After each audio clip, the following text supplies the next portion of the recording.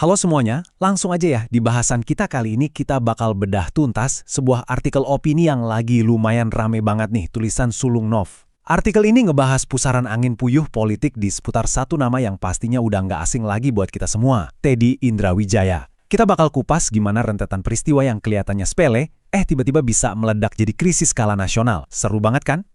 Nah, buat mulai coba deh kita pikirin satu pertanyaan utama dari sang penulis. Gimana ceritanya? Seorang figur yang awalnya cuma viral dan terkenal di jagat maya, tahu-tahu dihubung-hubungkan sama krisis nasional yang serius. Ini tuh bukan cuma sekedar gosip warung kopi loh, ini bener-bener studi kasus gimana persepsi publik dan dinamika kekuasaan itu bisa saling nabrak satu sama lain. Oke, kita mulai dari titik awal riaknya dulu ya. Ingat gak sih pas masa pemilu 2024 kemarin? Disitulah nama Teddy pertama kali meroket. Waktu itu, orang-orang lebih banyak perhatiin dia dari gaya dan penampilannya pas lagi ngawal kandidat. Keren gitu kan kelihatannya? Menariknya, penulis artikel ini ngaku kalau awalnya dia cukup sinis ngeliat Teddy. Cuma nganggap, ini paling cuma banyak gaya doang pas kampanye. Tapi seiring berjalannya waktu, pandangan itu berubah drastis loh. Puncaknya itu di awal 2026 pas ada bencana di Sumatera. Teddy ini turun langsung ke lapangan. Dia nunjukin kecerdasan dan gaya komunikasi yang benar-benar terstruktur pas ngejelasin soal penanganan bencana. Belakangan juga baru pada tahu kan kalau dia ternyata kuliah di UI dan rajin banget ngebangun kedekatan spiritual sama para ulama. Kayak kutipan yang satu ini nih. Di situ saya menyadari kalau Teddy cerdas. Ini tuh nunjukin pergeseran persepsi yang lumayan ekstrim. Dari yang awalnya cuma dianggap ajudan modis, jadi diakui terang-terangan soal kapasitas otaknya. Jadi jelas ya, poin pentingnya di sini adalah Teddy bukan cuma modal tampang atau popularitas viral doang. Tapi justru disinilah letak anehnya. Begitu kompetensinya mulai diakui, boom, tiba-tiba internet malah dibanjiri sama rumor dan gosip spekulatif yang makin liar. Netizen tiba-tiba ngorek-ngorek cuitan lawas soal pacar ganteng.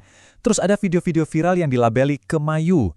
Belum lagi julukan-julukan nyinyir macam ibu negara atau Buna. Dan yang paling bikin geleng-geleng kepala, rutinitas renang paginya bareng presiden mendadak disorot pakai kacamata penuh kecurigaan. Benar-benar liar deh pokoknya. Terus gimana tanggapan penulisnya? Nah, di sini penulis ngambil posisi yang sangat netral dan ngingetin kita buat hati-hati. Dia ngebela Teddy dari serangan personal yang nggak berdasar ini pakai argumen hukum Islam. Intinya, butuh bukti yang super ketat, yaitu 4 orang saksi, sebelum kita bisa ngelempar tuduhan yang merusak kehormatan orang. Jadi, asumsi aneh-aneh soal olahraga pagi bareng presiden yang belum beristri itu, menurut penulis, murni cuma spekulasi liar yang udah kejauhan banget. Oke, sekarang kita beralih dari gosip personal yang remeh-temeh ke riak yang jauh lebih gede. Gelombang kritik ini sekarang udah menyentuh sisi kelembagaan yang lebih serius. Ini bukan lagi soal julukan netizen di kolom komentar, tapi udah masuk ke ranah struktur negara kita. Publik mulai nge-highlight satu poin perdebatan yang krusial banget. Posisi Teddy yang seolah-olah punya identitas ganda. Coba bayangin, di satu sisi dia megang jabatan sipil yang sangat strategis, yaitu sekretaris kabinet. Tapi di sisi lain dia masih berstatus sebagai prajurit militer aktif. Nah loh, buat banyak pengamat politik dan masyarakat luas, tumpang tindih ini jelas bikin tanda tanya besar soal aturan ketatanegaraan kita. Nggak cuma soal jabatan ganda, ada juga kejanggalan yang dirasain publik soal kenaikan pangkat militernya yang dianggap secepat kilat. Cuma dalam waktu singkat, posisinya lompat dari mayor jadi letnan kolonel. Ini langsung memicu tuduhan soal adanya pelanggaran prosedur standar di militer, yang pastinya bikin obrolan publik makin panas. Latar belakang Teddy juga jadi sorotan tajam. Fakta bahwa dia ini mantan ajudannya Presiden Joko Widodo bikin sebagian orang lihat dia sebagai semacam proksi atau titipan. Dari sini, spekulasi liar mulai nyebar kalau pemerintahan yang lama masih ikut cawe-cawe narik tali kendali dari balik layar. Asumsi ini makin menguat di kepala masyarakat pas mereka ngelihat jajaran menteri yang kok rasanya belum banyak diganti. Dinamika inilah yang bawa kita ke titik gesekan politik yang paling utama di artikel ini. Sekarang, Teddy nggak cuma dilihat sebagai seskap biasa. Dia mulai diduga mainin peran yang jauh lebih krusial. Sang penjaga gerbang utama yang jadi akses satu-satunya buat ke presiden. Menurut sumber yang kita bahas ini, mulai muncul anggapan kuat kalau Teddy ini adalah biang keladinya. Dia yang nentuin dan nyaring ketat siapa aja yang boleh ketemu sama Presiden Prabowo. Coba deh, kebayang nggak sih panasnya situasi ini? Dengar-dengar bukan cuma menteri yang susah ketemu pimpinannya sendiri, tapi politisi-politisi senior juga pada ngerasa akses eksklusif mereka diputus gitu aja. Penulis ngasih ilustrasi soal putusnya akses ini dengan ngebandingin hubungan historis Presiden Prabowo sama tokoh reformasi Amin Rais. Dulu nih, di 2014 dan 2019, Amin Rais itu dihormati banget, bahkan diibaratkan kayak ayatullah lokal oleh Prabowo. Tapi ironisnya, di tahun 2026 ini, dukungan dari Partai Umat seolah-olah dicuekin gitu aja. Dan tokoh sekelas Amin Rais dikabarkan susah setengah mati cuma buat bisa ketemu Presiden. Beda banget kan? Dan ini yang bikin kaget. Ternyata, gesekan ini bukan barang baru loh. Sumber kita ngungkapin kalau jauh sebelum video-video viral di istana itu rame, sekitar 3 bulan yang lalu, Amin Rais ternyata udah ngasih peringatan keras ke Presiden buat waspada sama pengaruhnya Teddy. Menarik banget kan timingnya? Sekarang coba kita perlebar lensa kita sebentar.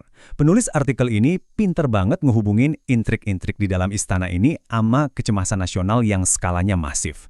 Jadi ini benar-benar udah bukan urusan siapa pejabat yang ambek karena nggak bisa ketemu Presiden lagi.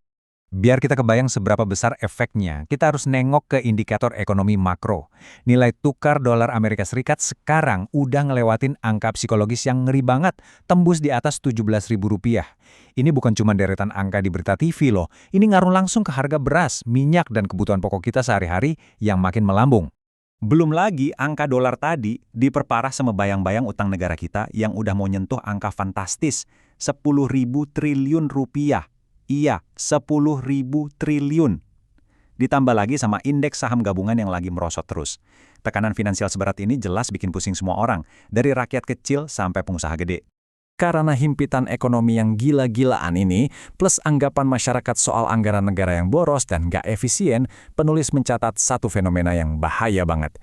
Di akar rumput, mulai kencang tuh suara-suara yang nuntut pemaksulan presiden, bahkan ada yang sampai ngancem soal meletusnya reformasi jilid 2. Kalau kita gabungin semua kepingan teka-teki ini, ada krisis ekonomi yang nyata, narasi inefisiensi anggaran raksasa kayak di program MBG dan KMP, ditambah lagi persepsi publik soal presiden yang dianggap keras kepala dan nggak mau dengar aspirasi karena akses yang ditutup rapat sama orang terdekatnya. Ini benar-benar nyiptain atmosfer nasional kayak bom waktu yang siap meledak kapan aja. Semua keresahan ini, ujung-ujungnya malah dikerucutin dan dilempar ke satu sosok, sang ajudan. Nah, di bagian akhir bahasan kita ini, sang penulis ninggalin kita sama satu perenungan yang dalam banget soal apa sih sebenarnya yang lagi terjadi di drama politik ini. Apakah kita lagi ngelihat akar masalahnya, atau jangan-jangan kita cuma ngelihat gejalanya doang? Dan inilah pertanyaan provokatif yang harus kita pikirin. Apakah tokoh-tokoh politik dan publik itu emang beneran marah sama seorang Teddy Indrawijaya? Atau bisa jadi, Teddy ini cuma sasaran antara, semacam penangkal petir yang paling gampang buat ngelampiasin kekecewaan dan rasa frustrasi yang sebenarnya ditujuin buat sang presiden sendiri. Penulis menutup tulisannya dengan harapan kalau semua instabilitas ini bukan sekedar, gara-gara Teddy. Ini pengingat yang epik banget soal gimana panggung politik di belakang layar itu bekerja. Gimana menurut kalian? Coba dipikir-pikir lagi ya. Terima kasih banyak udah nyimak bahasan kita kali ini, dan sampai jumpa di analisis seru berikutnya.